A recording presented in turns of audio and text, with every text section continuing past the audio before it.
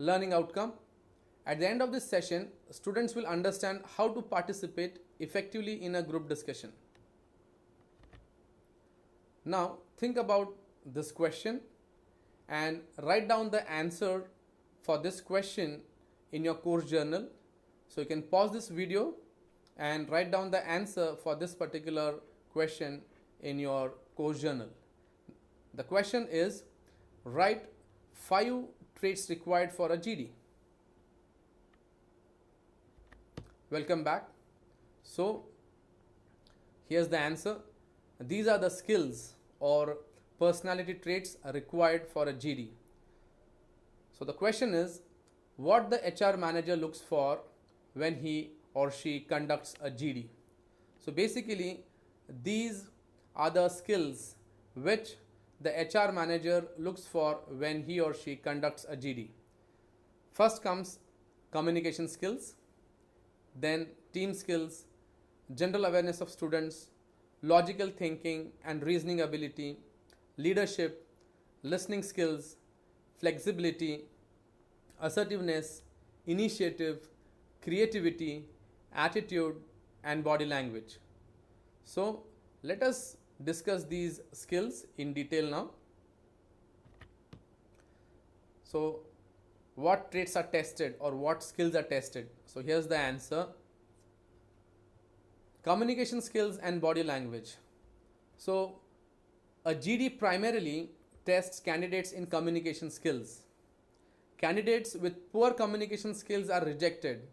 So you need to be very careful about your communication skills. So basically, whenever the HR manager conducts a group discussion, his first prime objective is to check your communication skills through the GD. So you should take care of your communication skills. That is, you should see to it that you develop excellent communication skills. And the next part is body language as well, because you also speak through your body language. So you need to show a positive body language in a group discussion. Then you need to take care of your language and content, listening skill and time. Listening skill is very important in a GD. So you should be a very good listener. That is, you should not interrupt while other person is speaking. And you should also take care of your time. So you should show your time management skills during the GD. Team player or team skills. So your team skills are also tested in a group discussion. You should always showcase that you are an excellent team player. So it is essential for managers or employees or engineers to be team players. Reason, managers and employees always work in teams. Employees who lack team skills cannot be good managers or team players. So you should be a very good team player during the group discussion. Logical thinking and reasoning ability. You should always support your statements with logical thinking and reasoning ability. Now this is one example to show how you can use your logical thinking and reasoning ability to support your viewpoint or to support your statement. I use the example of the GD topic, reduction in IIMS fees will affect quality. Now if you want to support this topic, you should not simply say it. You have to justify your statement or your stand with logical thinking and reasoning ability. And so this is how you can do it. So if the topic is reduction in IIMS fees will affect quality, then you can say it this way. Reduction in IIMS fees will result in less funds being invested on study material, student exchange programs, research, student development activities. Moreover, it costs money to attract good faculty, create good infrastructure and upgrade technology. With reduction in fees, less money will be available to perform these activities, which will lead to deterioration in the quality of IIMS. Therefore, IIMS fees should not be reduced. So this is how you support your statement with logical thinking and reasoning ability. Leadership. A leader should facilitate the group discussion where participants discuss the topic assertively by touching on all its nuances and try to reach the objective. A leader would have the following qualities. She shows directions to the she shows direction to the group whenever group moves away from the topic. He coordinates the effort of the different team members in the group discussion. She contributes to the group discussion at regular intervals with valuable insights. He also inspires and motivates team members to express their views. The next skill is flexibility. Be open to other ideas and evaluation of your ideas. That is what flexibility is all about. Never start GD with a stand or a conclusion. Example. Now, if the topic for GD is should India go to war with Pakistan, some participants tend to get emotionally attached to the topic and take a stand either in favor or against the topic. That is, yes, India should, or no, India should not.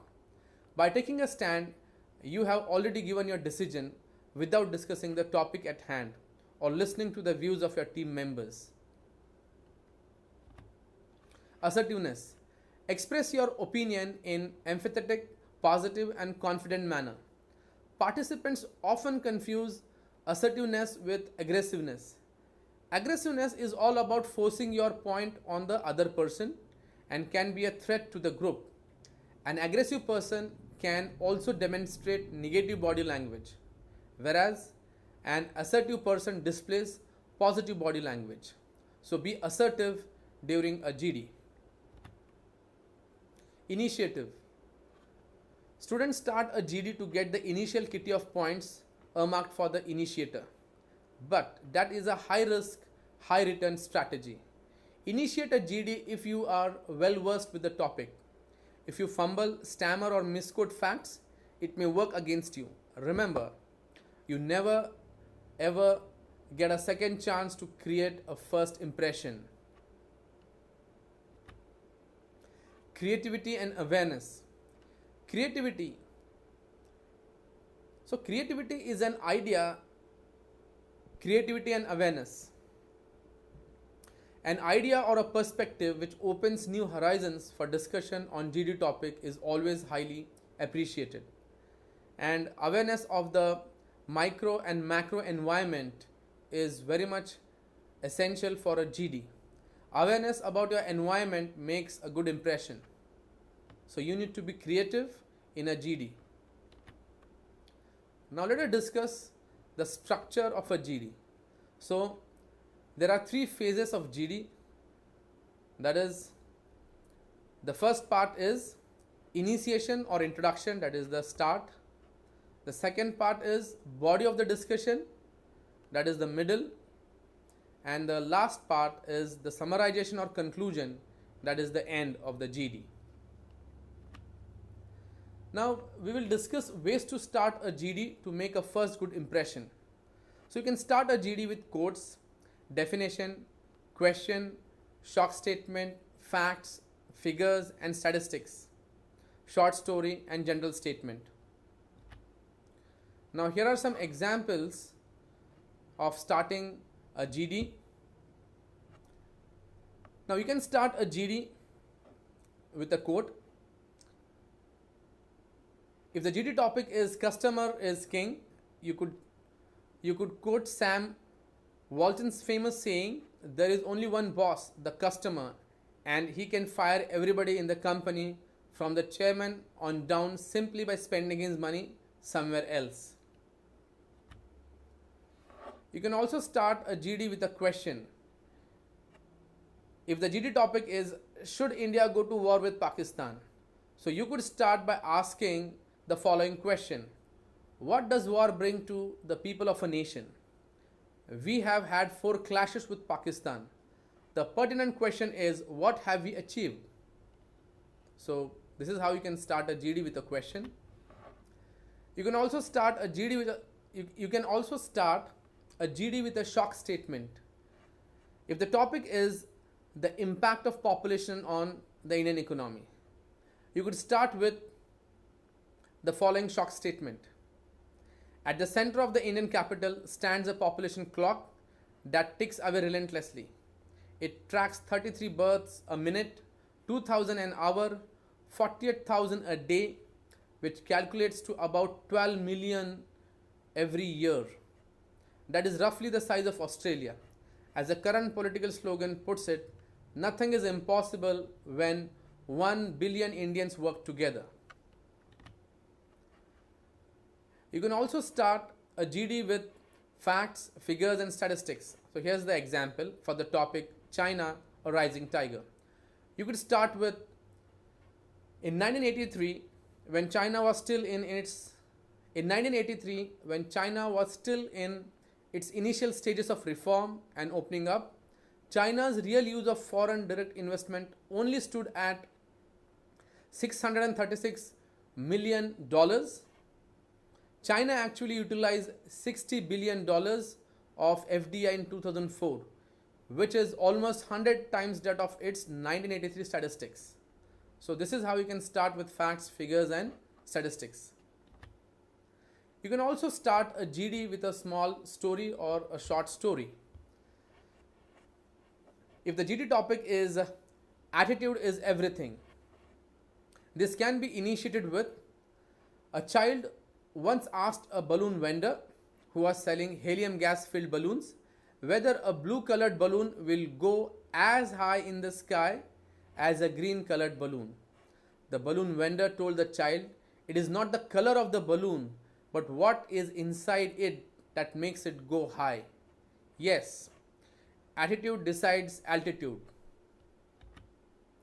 Now the last part, summarization techniques. Most GDs do not really have conclusions. A conclusion is where the whole group decides in favor or against the topic. But every GD is summarized. You can summarize what the group has discussed in a nutshell. While summarizing a discussion, consider the following points. Avoid raising new points. Avoid stating only your viewpoint. Avoid dwelling only on one aspect of GD. Keep it brief and concise. It must incorporate all important points that came out during the discussion. If the examiner asks you to summarize a group discussion, it means the group discussion has come to an end. Do not add anything once the GD has been summarized.